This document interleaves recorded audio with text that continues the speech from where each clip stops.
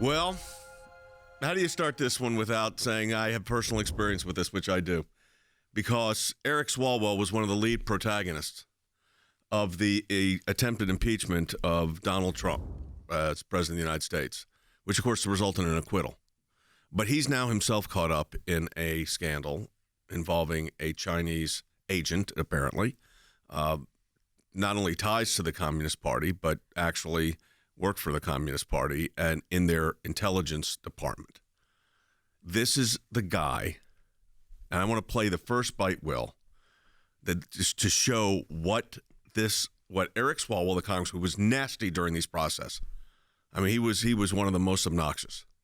And let's play the most poignant bite about what Eric Swalwell accuses the president of the United States of. Stated plainly, the president's son met with a Russian spy. We now have the best evidence of that. In our minority report, the Democrats put out that Ms. Veselnitskaya was going all over the world. Now we know that she was working at the behest of the Russian government. The president's son, Nicole, met with a Russian spy. The president's son, Nicole, that was Nicole Wallace, met with a Russian spy. Met with. Eric Swalwell, I'm not going to get into the details of the relationship, didn't just meet once with a Russian agent or a Chinese agent, but had an ongoing relationship, long-term, friends, whatever. I'm not going to get into the other. Fundraiser. She was a college student, but was a bundler for his campaigns. Now, Than, our director of government affairs in Washington, Swalwell was very difficult on a whole host of issues, not the least of which was the impeachment. But you worked in a congressional office. How often did you have, let's say, college students operating as bundlers for your campaign? Yeah, never, Jay. The answer is never. And look, the hypocrisy knows no bounds here. You talked about this known Chinese agent now fundraising for Eric Swalwell. Also, it looks like she placed an intern inside his office. And, you know, Jay, just to tell you how sweeping it appears this has been, when they had to step in and do a defensive briefing to Congressman Swalwell, he says that Chairman Schiff and Speaker Pelosi knew about it at that time. Now, look, maybe he's not removed from the House at that point, but, Jay, at that point, that is when Eric Swalwell should have been removed from the House Intelligence Committee. But what did Democrat leadership do, Jay? They left him on that committee and left him with access to sensitive intelligence, sensitive information, and they left him there, Jay, throughout the entire impeachment proceeding when the accusations that he leveled were exactly what he was found to be doing. I will tell you what he was doing at that exact time. He was impeaching the president of the United States and using as an example, Wes, that Donald Trump Jr. had a meeting with a person who they did not know was a Russian agent, and it was a meeting that lasted, I think, 15 minutes. Yeah, and Than's right. Hypocrisy in this case knows no bounds. He accused Don Jr. of meeting with a Russian agent. Some of the allegations are that he had a long-term relationship anyway, and she worked for the Ministry of State Security, which is a civilian spy agency for the Chinese Communist Party. That is the part that, to me, is the irony of ironies in all of this. We're getting to the bottom of this, and we'll tell you what legal action the American Center for Law and Justice is going to take, including the beginning of a FOIA request. I'm holding a draft of it in my hand. So we don't just talk about the issues on this show, we actually deal with them. And that's why your support of the ACLJ right now is so critical. ACLJ.org and our Matching Challenge campaign. Help us fight back to get to the bottom of these things. ACLJ.org. Back with more in a moment.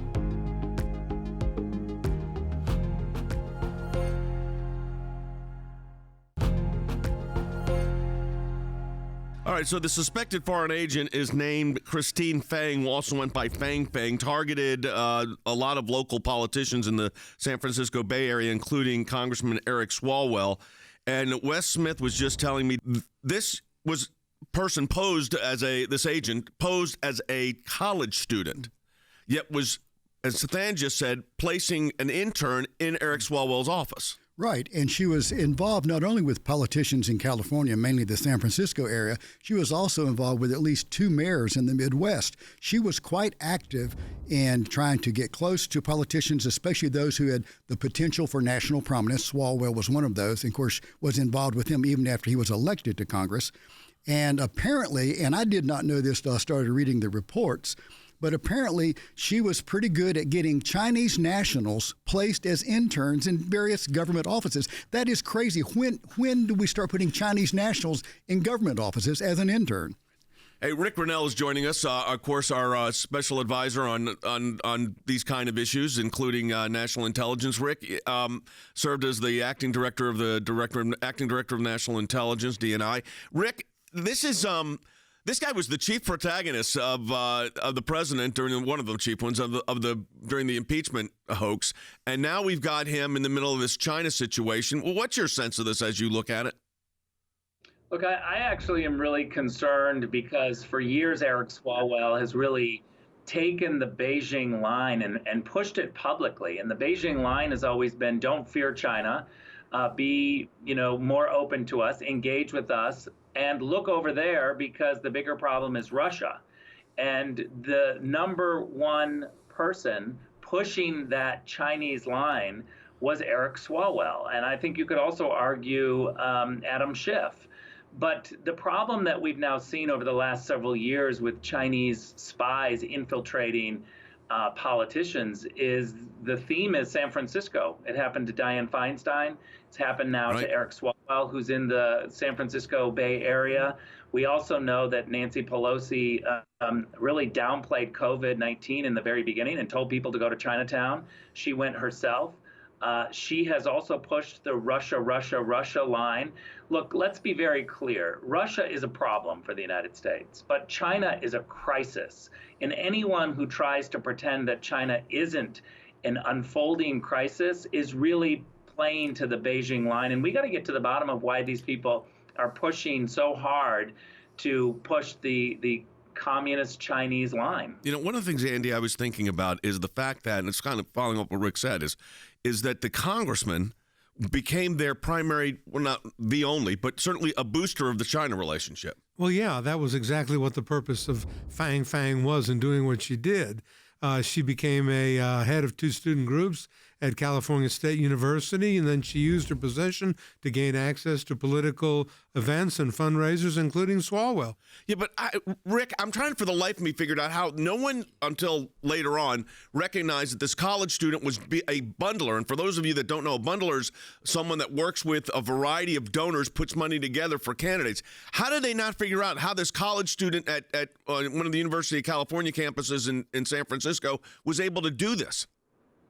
Well, first of all, let's be honest about the problems that we have, which is not just the problem of communist Chinese infiltrating politics, but academia. It's a really big problem. So I think the answer is it's easy when you have the combination of academia, politicians, money, and San Francisco.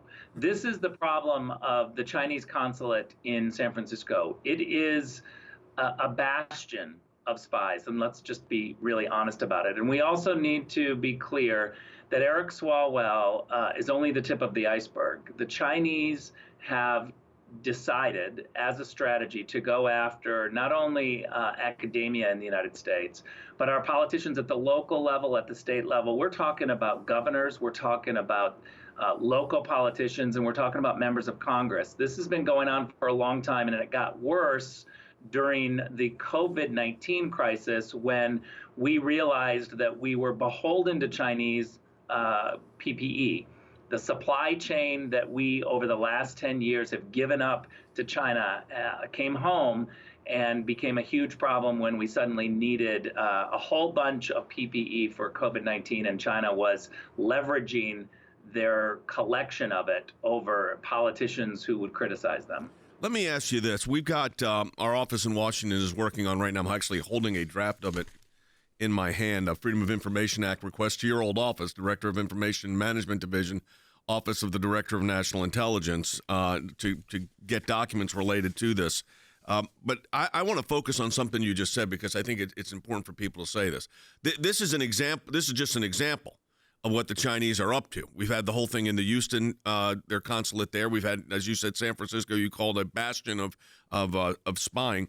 But let me take it one step further. Eric Swalwell served and serves on the Intelligence Committee. I mean, he's currently on those committees. Of course, he ran for president of the United States, and he wrote a book called Endgame, Inside the Impeachment of Donald Trump. which is interesting since, one of the pieces of evidence they used was a, 15-minute meeting at Trump Tower with the supposed Russian agent, who may well have been a Russian agent, who knows? You would probably know, and your office would have known. But that was a 15-minute meeting. This was a multi-year relationship, Rick. Look, Eric Swalwell has had access to incredibly sensitive classified information through the Intelligence Committee. And for him to downplay the China threat so consistently by overplaying the Russia threat is a real serious problem. And while transparency is really important, I'm very sensitive to the fact that there is classified information that we have to be sensitive about. But that doesn't stop the Senate Intel Committee or the House Intel Committee from having a classified briefing behind closed doors away from the public. But let's let the Intelligence Committee look at all of this information involving Eric Swalwell and others and look at the evidence of what kind of a crisis we're in with China. This needs to be done. Lastly, I'll just say this concept of the Gang of Eight, which is the leadership of the Intel community of committees and then the leadership of both the House and the Senate political parties. This Gang of Eight, I think, needs to be done away with. It's not working. We need to have briefings for all members of Congress, all senators, not just a select few that seem to be holding the information and doing nothing with it. So I've been talking to a number of senators over the last, months when I was at DNI, and there's a clear concern about the Gang of Eight and what they do when they get these briefings. They're holding it too close to their chest. I think that we need to go to the Intelligence Committee members themselves, brief all of them. So, Marco Rubio, who's the acting Intel Senate Committee chair, he should hold a classified briefing, and Adam Schiff on the House side should hold a full committee classified briefing away from the press, away from the public, and dig deep into all of this information to make sure we have other eyes on it. Yeah, so Marco Rubio said if named as chairman of the Senate Select Committee on Intelligence, he plans to hold public hearings on this agent and Chinese espionage as soon as possible in the new year. Jim Sensenbrenner has also filed, wants to open up an investigation regarding the ethical issues around this. Should Eric Swalwell stay on these committees, Rick? I don't think that he should stay on the House Intel Committee. He should be immediately removed. But I also wouldn't wait for public hearings. I think that the committees should go into classified settings immediately themselves and get this briefing, because the reality is this is not just about Eric Swalwell. All right. Thank you very much. Rick Grinnell, of course, senior advisor to the American Center for Law and Justice on issues like national security, and former acting DNI and ambassador to Germany. Rick, thanks for being with us. Really quickly here, I want to go to Than on this. I go back because this is obviously, and we'll talk more about this when we come back. I'm going to get into what we're going to do. But then I'm thinking about what Wes said, what Rick said, Andy has said some of it as well, and that is this idea of interns in the office that are affiliated with the Chinese government.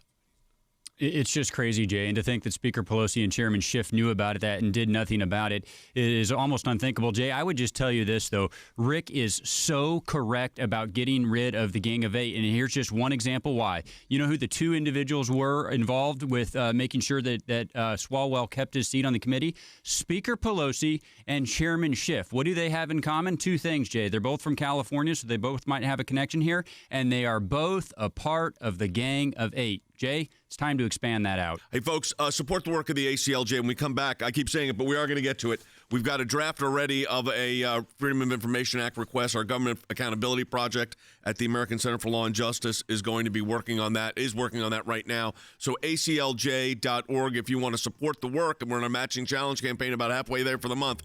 aclj.org.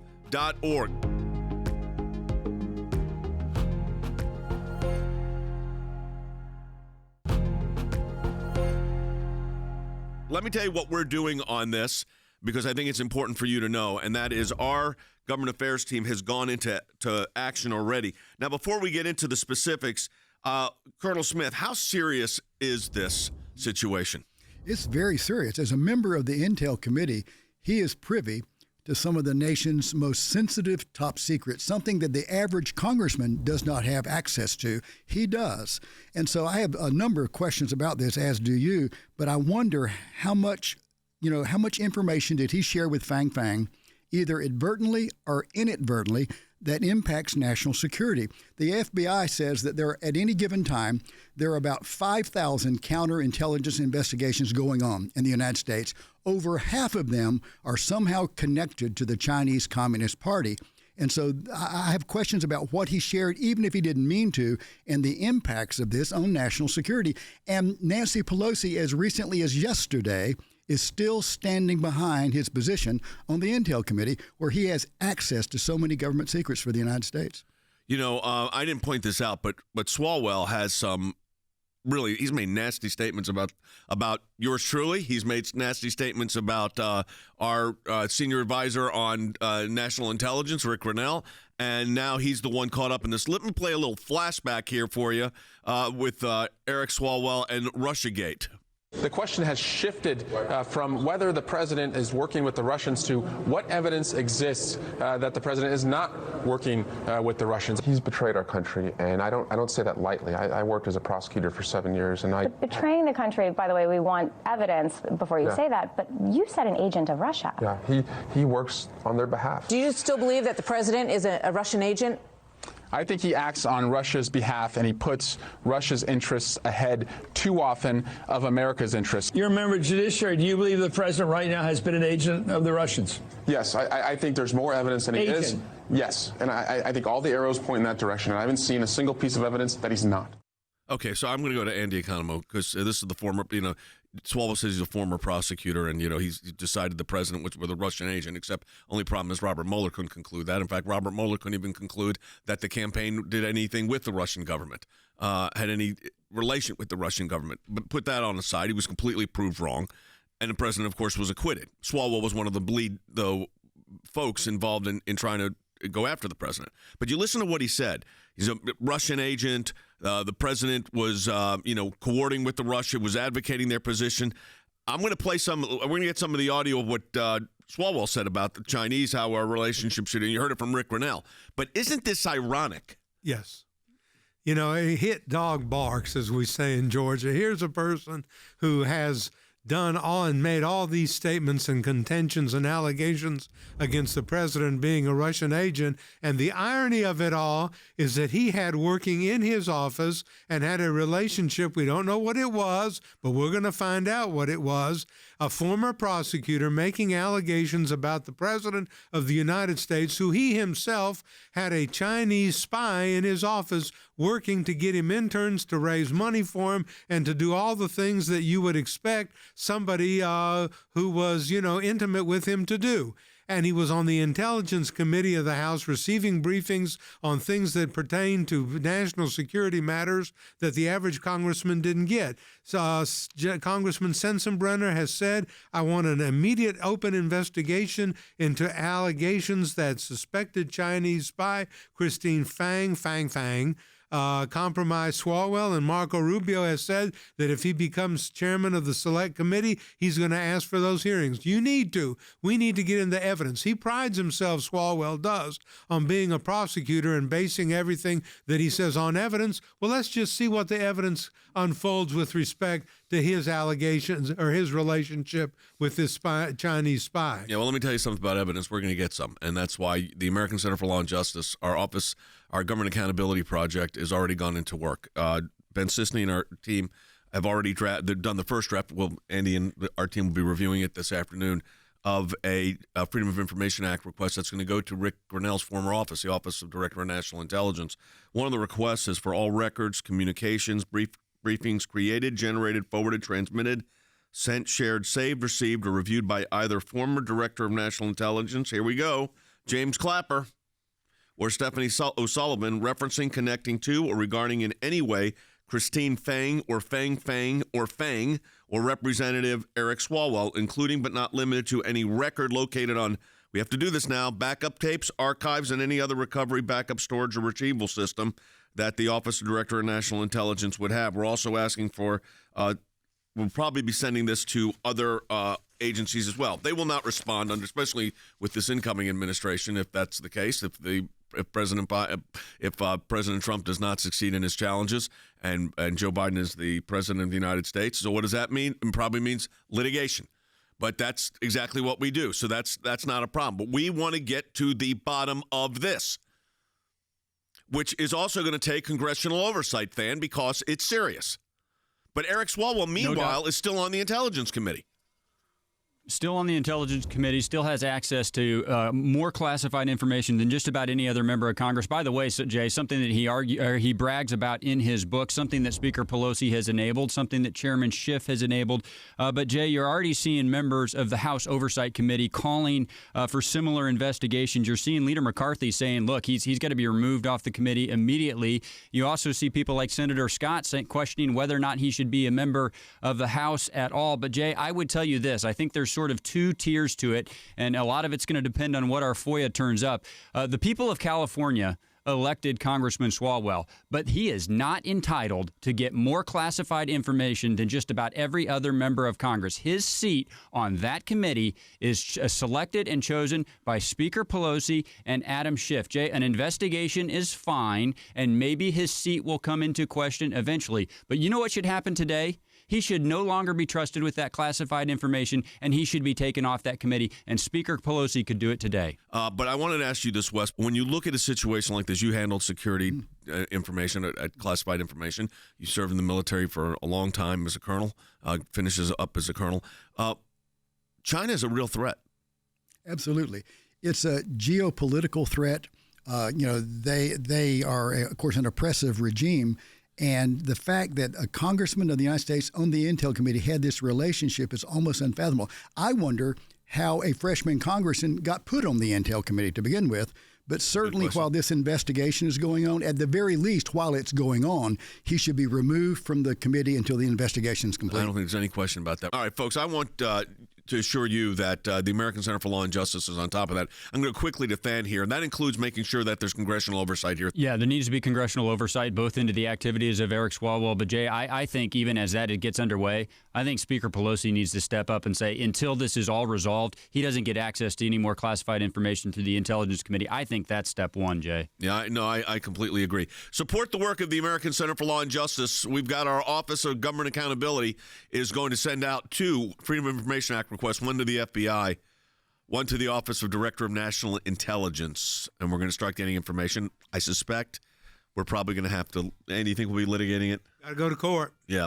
We'll probably have to go. They get a certain amount of days, and then we have to go to court. We'll be in federal court on that in Washington. We're there regularly. So this will be nothing new. This is how you have to operate when this stuff is going on. We're going to get to the bottom of it. That's why you support the work of the ACLJ, and it makes a huge difference. We're in a matching challenge campaign, aclj.org. That's aclj.org. We encourage you to support the work of the ACLJ. Double the amount you give. Because of the support of every member of the ACLJ, one of the practice areas that we've been able to develop is Freedom of Information Act requests, or FOIA requests. It's thousands of pages of paper, and in those thousands of pages of paper, you usually find a nugget. The goal here is to gather the puzzle pieces. Sometimes you don't know which ones will be important until they become important. Government agencies acting out of control. We have exposed that in our FOIA litigation, and we do that every day that we bring these cases. It is your statutory right as an American citizen to have access to documents that reveal how the government is functioning, how your government is functioning. Do you remember the Iran deal? There was a video about what took place on that deal, and it was edited. The edit took out the key part of what was going on. State Department, White House, editing videos to keep it from the American public. We know because our FOIA litigation got that document. We took it to the IRS. No one ever does that. And what the IRS was doing was violating the Constitution and statutory law.